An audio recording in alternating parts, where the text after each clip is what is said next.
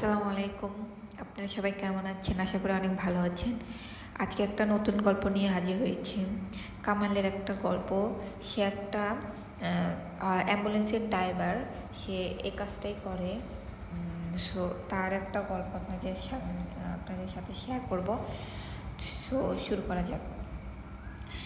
কামালে আজ আসতে একটু দেরি হয়ে যায়। এখন বাজে সকাল প্রায় 9:45। হাজিরা খাতায় সই করতে করতে কামাল একেবারে আশেপাশে চোখ বুলায়, তারপর ঝট করে হাজিরার ঘরে লিখে ফেলে 9:30। তারপরে পাশের টেবিলে বসা এক বুড়োকে লক্ষ্য করে বলে, বুঝলেন কলিম চাচা, বুড়োটার শরীর বেশি ভালো না। 8 মাস চলতেছে, অনেক চিন্তায় আছি। বাসায় কেউ নাই, যে দেখভাল করব। কি যে করি। একটু থেমে আবার বলে, আমারই সব করতে হয়। তার উপর টাকা পয়সার সমস্যায় আছি। একটা কামের লোক যে রাখবো তারও কোনো উপায় নেই। পাশের টেবিলে বসে থাকা 60 বছরের বয়সী বৃদ্ধ কলিম মিয়া কথাটা বলে, কিছুটা থামে, তারপর আবার বলে, জানো তো, পরপর 3 দিন লেট হইলে 1 দিনের বেতন পানিতে যাইব। তোমার এই মাসে অলরেডি 7 দিন লেট, মানে 2 দিনের বেতন নাই। ব্যাপারটা মাথায় রাখো। কামাল কিছু মনে না করে মাথা নাড়ায়। সে ব্যাপারটা জানে। সওয়াদি হাসপাতালের অ্যাম্বুলেন্স ড্রাইভার হিসেবে গত মাস 2 আগে যোগ দিয়েছেন কামাল। ওর কাজ হলো সারাদিন অ্যাম্বুলেন্স চালান। যেদিন কাজের চাপ থাকে সেদিন এত বেশি থাকে যে খাওয়া দাওয়ার সময়টুকুও থাকে না তার। আর যেদিন কাজের চাপ কম থাকে সেদিন দেখা যায় 2-1টা ট্রিপ মারার পরই বসে বসে ঝিমোতে হয়। তবে কাজের মাধ্যমেই থাকতে বেশি ভালো লাগে কামালের। তার উপর কখনো যখন 2 পয়সার ওপরই পাওয়া যায়। শুরুতে রুগী লাশ পরিবহন করতে একটু খারাপ লাগতো, কিন্তু এখন তা সয়ে গেছে। ও চিন্তা করে দেখেছে, যাত্রী পরিবহন করার চেয়ে রুগী আর লাশ পরিবহন করা নিরাপদ। হাউকাউ চেঁচামেচি কম করে। সই করে অ্যাম্বুলেন্সের চাবির জন্য দোতলায় উঠতেই শান্তি দিদির সঙ্গে দেখা হয়ে যায়। তিনি প্রায় দৌড়ে 7 নম্বর ওয়ার্ডের দিকে যাচ্ছিলেন। শান্তি দিদি হাসপাতালের সিনিয়র নার্স। কামালকে বেশ স্নেহ করে। ঠিক কামালের মতো দেখতে নাকি তার এক ভাই ছিল। কি দিদি, কি খবর? 21 নম্বর রুগীর অবস্থা বেশি ভালো না রে, স্যারদের খবর দিতে গেছিলাম। তোর বউ কেমন আছে? কোনো চিন্তা করবি না, আমরা আছি। শান্তির দিদি, দাঁড়াও না। কামাল কিছু বলার সুযোগ না পেয়ে এসে অফিস রুমে ঢুকে যায়। সেখান থেকে চাবি নিয়ে সোজা বাইরের চায়ের দোকানে। চাবি নেওয়ার মানে কামাল গাড়িসহ রেডি। কল আসলেই চলে যাবে। বাহার ভাইয়া এর দোকানে কামাল এলাহি ভাইকে দেখতে পায়। আরও কয়েকজনকে নিয়ে বসে চা খাচ্ছে আর হাত নেড়ে নেড়ে কী যেন বলছে। এলাহি ভাই এই হাসপাতালের ড্রাইভার ইউনিয়নের নেতা। তার হুকুম ছাড়া হাসপাতালে একটা গাড়িও চলে না। তার কথাই আইন। কামালের কাছে গিয়ে সালাম দিয়ে বলে, ভাই কেমন আছেন? সালামের সংক্ষিপ্ত উত্তর দিয়ে এলাহি মিয়া বলে, কি ব্যাপার কামাল, আজকাল থাকো কই? ইউনিয়ন অফিসে টাসো না? শুধু কি রুগীগো সেবা করলেই চলবে? নিজের ভবিষ্যৎ দিকেও তো তাকাতে হবে নাকি? সমর্থনে আশায় এলাহি মিয়া পাশে বসে থাকার জন্য সবার দিকে তাকায়। সবাই মাথা নেড়ে তাকে সমর্থন দেয়। লিডার কামাল মিয়া তো বাচ্চাই হইব। পাশে বসে লম্বা মতো তেলচোরা জহির বলে, আবে কামালের বাচ্চা হইব নাকি? ও কই, বউয়ের বাচ্চা হইব। আরেকজন কথাটা বলার সাথে সাথে সবাই হেউ করে এসে ওঠে। কামাল কিছু বলে না, মুখে হাসি হাসি একটি ভাব করে রাখে, যেন খুব মজা পাচ্ছে। বস, চাটা খাও। তাই ভাই, বাচ্চা হয়নি পর কিন্তু ইউনিয়নের জন্য সময় দিবা। আমি তো শালাই তোমাকে লেইকা খাটতে শেষ। আর যে কোনো দরকারে আমার ফোন দিবা। তোমাকে লেইকা আমার জান করবান। বলে এলাহি মিয়া দলবল নিয়ে চলে যায়। কামাল বুঝতে পারে আজকের দিনটা ওর বস বসেই কাটবে।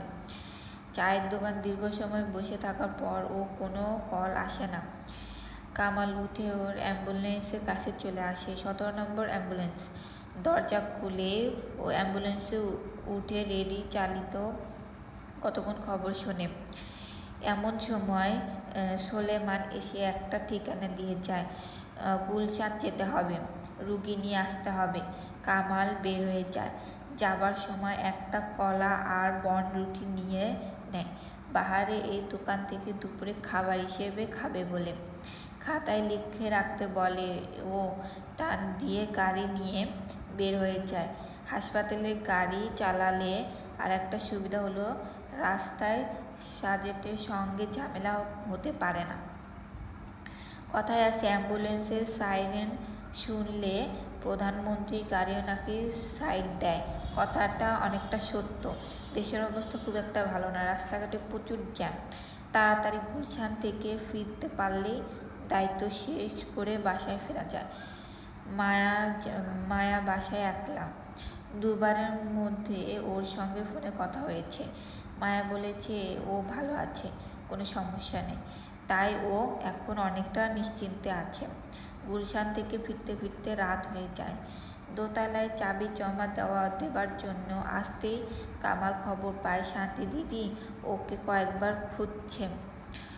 অফিস রুমে খবর দিয়ে রেখেছে যেন আসলে যেন 7 নম্বর ওয়ার্ডে চলে যায়।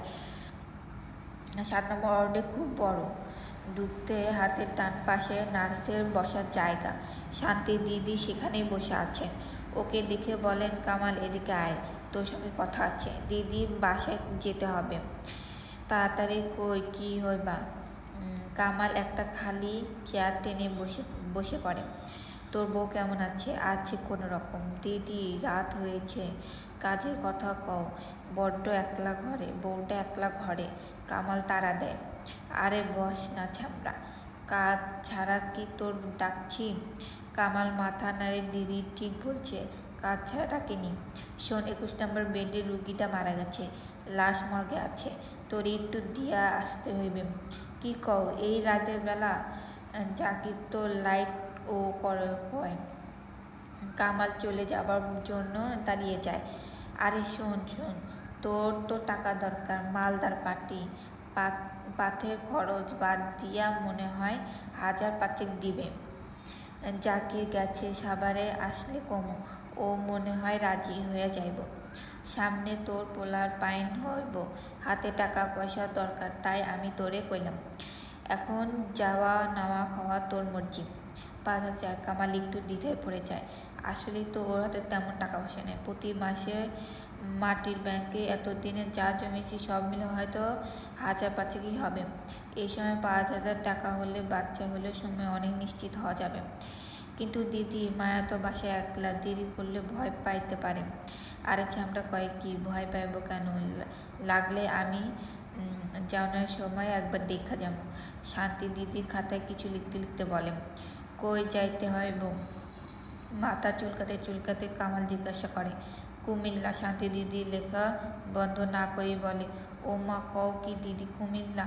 কামাল আতঙ্কে ওঠে, তাইলে তো ফিরতে ফিরতে ভোর হয়ে যাইব। আরে না, ভোর হইব না, এ ধর 3টা-4টা বাজতে পারে। এটা তো ভোরই। কাহিলি আবার ডিউটি আছে না, কখন ঘুমামো, কখন কামে যাবো? কাল 12টার দিকে আমি সুপার স্যারে আমি কইয়া রাখবো, কোনো অসুবিধা হইব না। শান্তি দিদি ফাইলটা আলমারিতে রাখতে বলে, একটা কথাও কত দিদি, তোমার এত গর্জন কেন? ভালোই পাচ্ছ মনে হয়। আরে ছ্যামনা মর, আমার আবার গর্জন কি? তুই যখন মরবি তখন তোর লেগা আমি মানুষের হাতে পায়ে ধরবো। আহা দিদি রাগ করো কেন? শোন, দিদি কামালের কাছে মুখ এনে ফিসফিস করে বলে, যে মরছে সে অনেক বড় লোক ছিল। বড় লোক যেমন খাসলত ভালো হয় না, এবারেও তাই আসিল। সেই বয়সে 3টা বিয়া করছে। কচি মাইয়াগুলি এই 1 সপ্তাহে বুড়া লাগে যা করলো। এখন মরার পরও লাশ নিয়ে বয়ে আসে, তুই চায়ে পৌঁছে দিয়ে আয়, তোর কাম শেষ। শান্তি দিদি ওর হাতে একটা সাদা খাম দেয়। কি এটা? কামাল অবাক হয়ে জিজ্ঞাসা করে। কি আবার? টাকা আর ঠিকানা, জেনে যাবি, যা গাড়িতে গিয়ে বল। কিন্তু দিদি, এতটা পথ রাতের বেলা লাশ নিয়ে একলা যাইতে পারবো না। আরে চাঁদা, একলা যাবি কেন? বুড়ে 3 বউ যায় বোতল লগে, দেখিস আবার না তুই বুড়া হয়ে যাস। নিজের রসিকতা নিজে। শান্তি দিদি হেসে ওঠে। কি যে কও দিদি, আমি তাইলে গাড়ি যাই। যা। আর শোন, বউ নিয়ে চিন্তা করবে না, আমি তোর দিদি আছি না, যা ভাগ। কামাল বের হয়ে যায়। হঠাৎ করে টাকাটা পেয়ে মেজাজ ভালো হয়ে যায়। যেতে যেতে মায়ার সঙ্গে ফোনে কথা বলে, মায়াকে জানায় ওকে এখন কুমিল্লা যেতে হচ্ছে, ফিরতে রাত হবে। মায়া যেন কোনো চিন্তা না করে, যত তাড়াতাড়ি সম্ভব ও ফিরে আসবে। কামাল নিচে নেমে দেখে লাশ ওর গাড়িতে তোলা হয়ে গেছে। মনির মিয়া গাড়ির পাশে দাঁড়িয়ে হাঁপাচ্ছে। এত ভারী কারো শরীর হয়? 4 জন মিলা তুলতে যেও কষ্টটা হইল। কামালের দিকে তাকে হাত ঠেলতে ঠেলতে কথাগুলো এক নিঃশ্বাসে বনে মনির মিয়া। অনেক ভারী নাকি? পাল্টা জিজ্ঞাসা করে কামাল তাকায় অ্যাম্বুলেন্সের ভেতরে।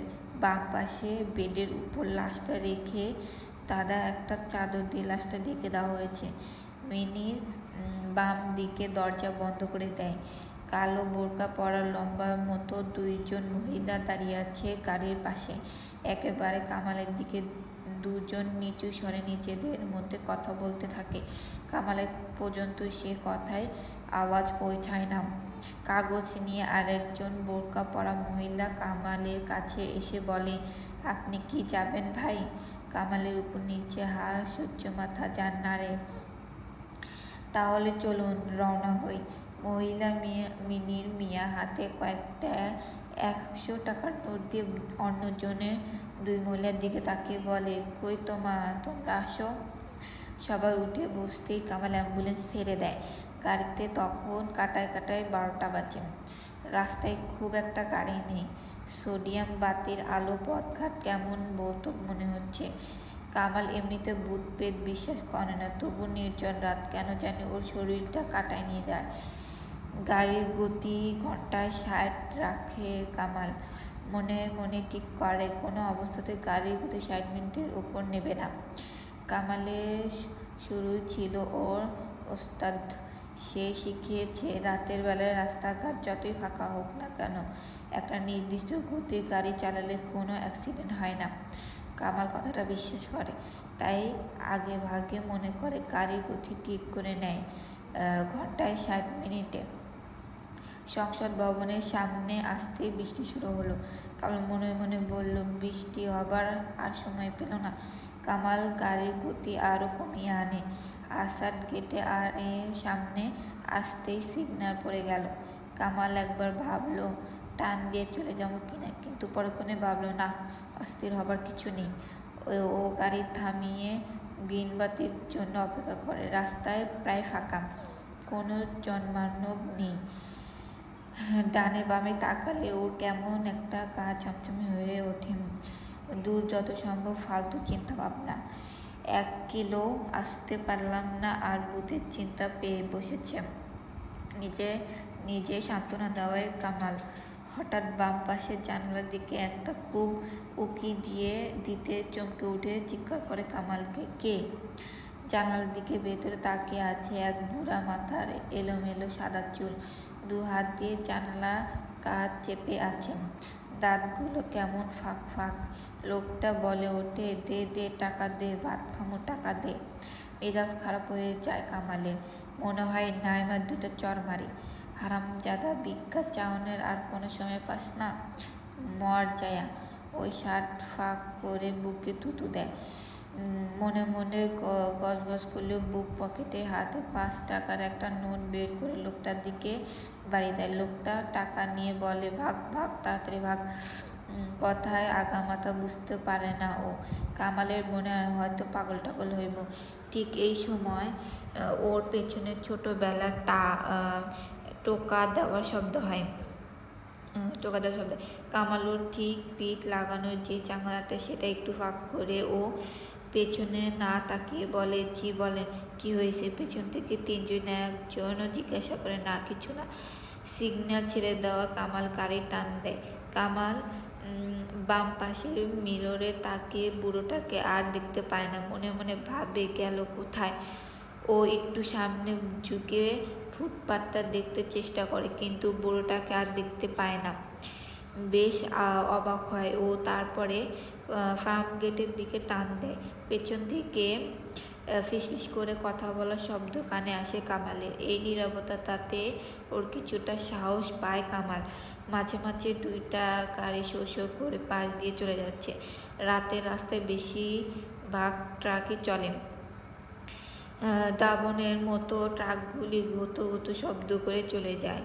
সায়দাবাগ যাত্রাবাড়ি ওই কামাল গাড়ি চালাতে থাকে। শনির আখ্যাতায় কুমিল্লার দিকে। এই রাস্তাটা ওর বেশ পরিচিত। একটানা বৃষ্টি হচ্ছে। মনে হয় আজ সারা রাতে বৃষ্টি হবে। মাঝে মাঝে বিকট শব্দে বিদ্যুৎ চমকাচ্ছে। শীত শীত একটা ভাব চলে এসেছে। কামাল পানির বোতল খুলে পানি খায়। আশেপাশের দোকানপাট সব বন্ধ। আজ মনে হচ্ছে রাস্তায় গাড়ির সংখ্যাও কম। পেছন থেকে আবার টুকটুক করে শব্দ হয়। জি বলেন। কামাল মাথাটা একটু পেছনে নিয়ে বলেন, আমরা একটু নামবো। একজন বলে। কামাল অবাক হয়, এখানে? জি। আপনি কি একটু থামেন? মনে হয় দাউকান্দি এসে পড়েছি, সেখানে থামলে হতো না? না, সামনে বড় গাছটার কাছে থামুন।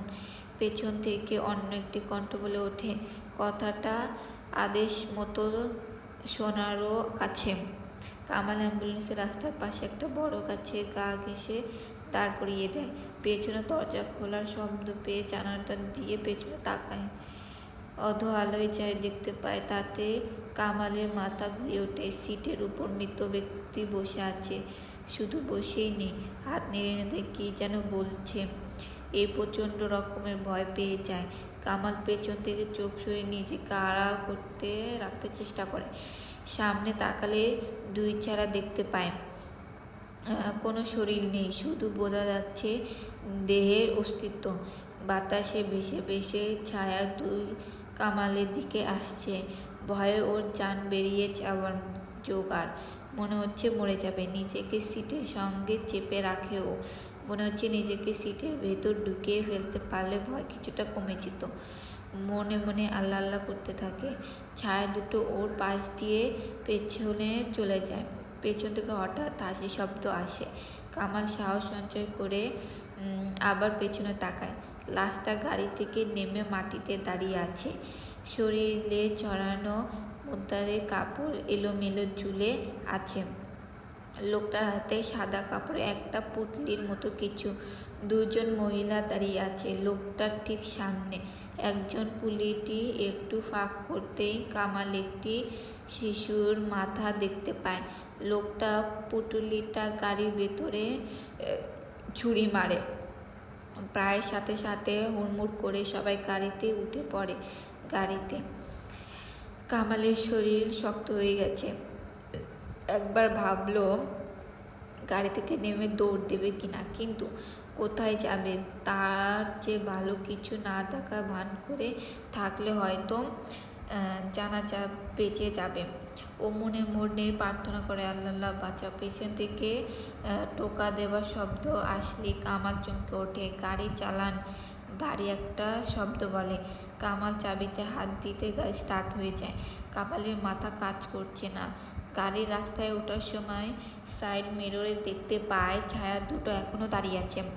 হাত ধরে আছে সাদা দুটো পুটলি। এখন আর বৃষ্টি পড়ছে না, তবে মাঝে মাঝে বিদ্যুৎ চমকাচ্ছে। মেন রাস্তা ধরে গাড়ি চালাচ্ছে কামাল। ও চালাচ্ছে না বলে গাড়ি নিজে নিজেই চলছে বললেই ভালো শোনায়। কেননা ও মুহূর্তে গাড়ির উপর ওর কোনো কন্ট্রোল নেই। ও শুধু চুপচাপ বসে আছে। গাড়ি নিজেই চলছে। পেছন থেকে চুপচুপ শব্দ আসছে। কামাল নিজেকে সামলে সাহস সঞ্চয় করে আবার পিছিয়ে তাকায়। দেখতে পায় দুজন করে দুই পাশে বসে সবাই সামনের দিকে ঝুঁকে বাচ্চাটাকে খাচ্ছে। দুজনের হাতে বাচ্চাটার ছেঁড়া পা, অন্য দুটো হাতে বাচ্চাটার দুটো হাত। বাচ্চার মাথাটা নিচে পড়ে আছে। চোখ দুটো খোলা। কামাল এই সমগ্র শরীর গুটিয়ে উঠে বমি পেয়ে যায়। কি করে বুঝতে পারে না, সারা শরীর কাঁপছে, মনে হচ্ছে ও মরে যাবে। সামনে ডান পাশে একটা বাড়ি দেখতে যাচ্ছে, বারান্দায় আলো জ্বলছে। কামাল সমস্ত শক্তি দিয়ে ব্রেক চেপে ধরে। অ্যাম্বুলেন্সটি একটা প্রচণ্ড চাকি খেয়ে থেমে যায়। পেছনে বসে থাকা সবাই ধাক্কা খেয়ে কামালের দিকে চলে আসে।